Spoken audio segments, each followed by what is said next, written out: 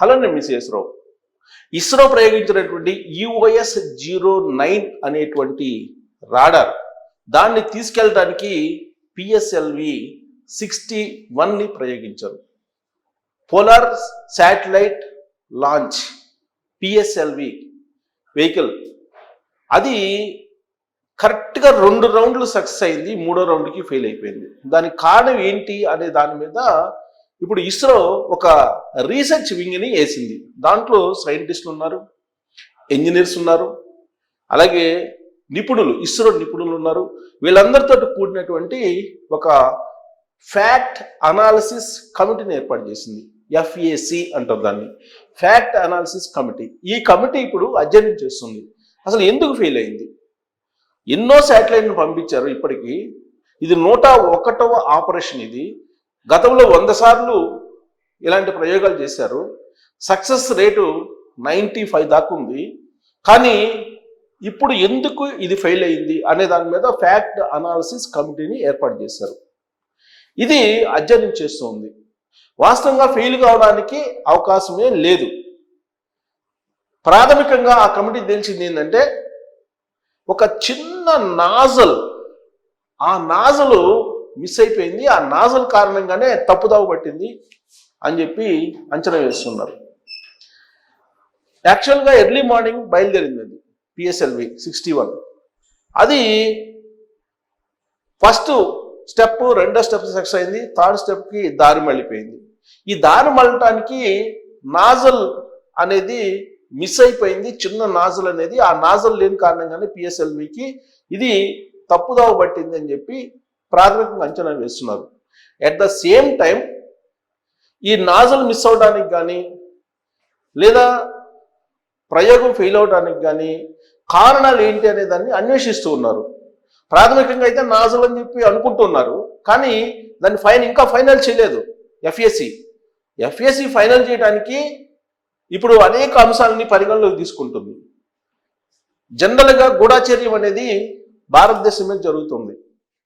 Even social మీడియాలో ఉండే ఇన్ఫ్లుయెన్సర్ను ఉపయోగించుకొని గూఢాచర్యం చేసి ISI ఏజెంట్లుగా వాళ్ళని మార్చి ఏ విధంగా పాకిస్తాన్ సమాచారాన్ని సేకరిస్తుందో మనకు తెలుసు.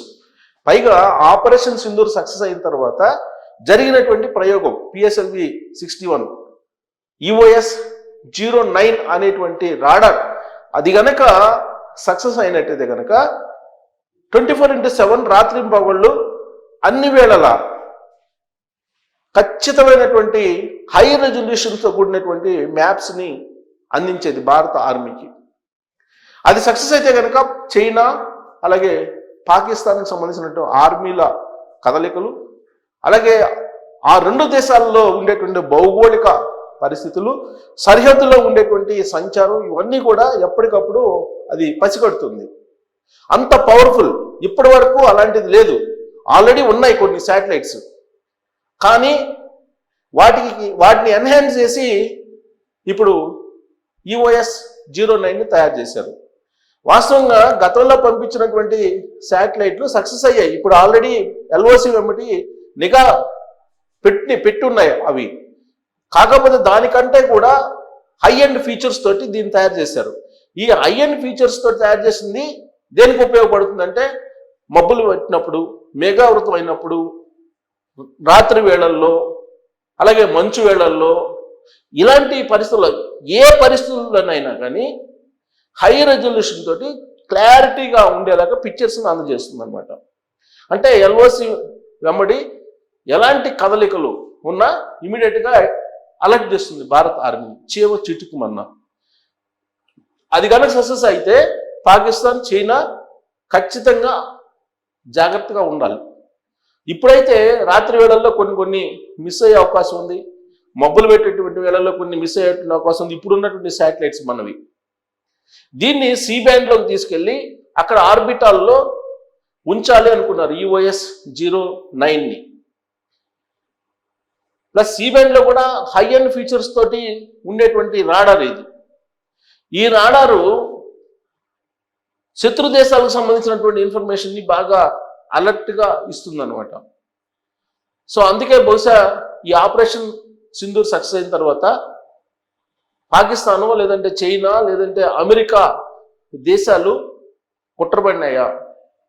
ఐఎస్ఐ ఏజెంట్ల మాదిరిగా మీడియాకు సంబంధించినటువంటి లేదంటే సోషల్ మీడియాకు సంబంధించిన ఇన్ఫ్లుయెన్సర్స్ని ప్రయోగించినట్టే ఇస్రోలో కూడా అలాంటి ఇన్ఫార్మర్స్ని పెట్టుకున్నారా శత్రు దేశాలు అనేది కూడా వినిపిస్తుంది. ఎందుకనంటే జ్యోతి మల్హోత్రా యూట్యూబ్ ఇన్ఫ్లుయెన్సర్ పెహల్గాం దాడి జరగడానికి ముందుగా ఆవిడ పెహల్గాం దగ్గరికి ఆ ప్రాంతానికి వెళ్ళి అక్కడ ఉండేటువంటి ఛాయాచిత్రాలను పంపించింది ఐఎస్ఐకి, పాకిస్తాన్కి సంబంధించిన ఐఎస్ఐకి.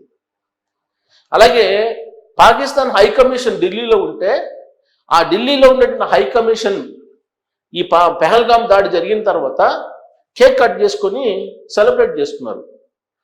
ఆ సెలబ్రేట్ చేసుకోవడానికి కేక్ని కట్ చేసినటువంటి గడ్డం వ్యక్తి ఒక అతను ఉన్నాడు. మీరు సోషల్ మీడియాలో ఫోటోలు చూడొచ్చు. ఆ గడ్డం వ్యక్తితోటి ఈ జ్యోతి మల్హోత్రా ఉంది. అంటే జ్యోతి మల్హోత్రా ఏ విధంగా ఐఎస్ఐ ఏజెంట్గా పనిచేసిందో మన సాధారణమైనటువంటి యూట్యూబర్గా అందరికీ పరిచయం అయ్యి ఆమెతో పాటు 16 మందిని ఒక టీమ్గా ఏర్పాటు చేసి ఐఎస్ఐ ఏజెంట్లుగా మారి పాకిస్తాన్ ఆర్మీకి సమాచారాన్ని చేరవేస్తున్నారు. అంటే ఈ గూఢాచర్యం, జనరల్గా గూఢాచర్యం అనేది ఒక దేశం ఇంకొక దేశం మీద చేస్తూ ఉంటాయి. భారతదేశం పాకిస్తాన్ మీద చేస్తుంది, పాకిస్తాన్ భారతదేశం మీద చేస్తుంది, అలాగే భారతదేశం చైనా మీద చేస్తుంది, చైనా పాకిస్తాన్ మీద చేస్తుంది. ఇదన్నీ కామన్. ఒక దేశానికి సంబంధించిన ఇన్ఫర్మేషన్ మరొక దేశం తెలుసుకోవడానికి గూఢాచర్యం చేయటం అనేది కామన్. ఇది ఇప్పుడు కాదు, రాజుల కాలం నుంచి ఉంది. మరి ఆ గూఢాచర్యం చేయటంలో ఇప్పుడు యుద్ధం అంటేనే, వార్ అంటేనే సాంకేతికమైనటువంటి పరిజ్ఞానం. ఈ సాంకేతికమైన పరిజ్ఞానం ఎక్కడ బలంగా ఉంటుందో, ఏ దేశానికి బలంగా ఉంటుందో ఆ దేశం పై చేయిగా నిలుస్తూ ఉంటుంది. అందుకే ఇప్పుడు భారతదేశం యొక్క రక్షణ ఉత్పత్తులు చాలా బలమైనవి, చాలా హై ఎండెడ్ ఉన్నటువంటివి. కాబట్టి రాబోయేటువంటి రోజుల్లో మరింత ఎన్హాన్స్ చేసుకుని బెటర్ ఫీచర్స్ తోటి యుద్ధానికి రెడీ అవకాశం ఉంది.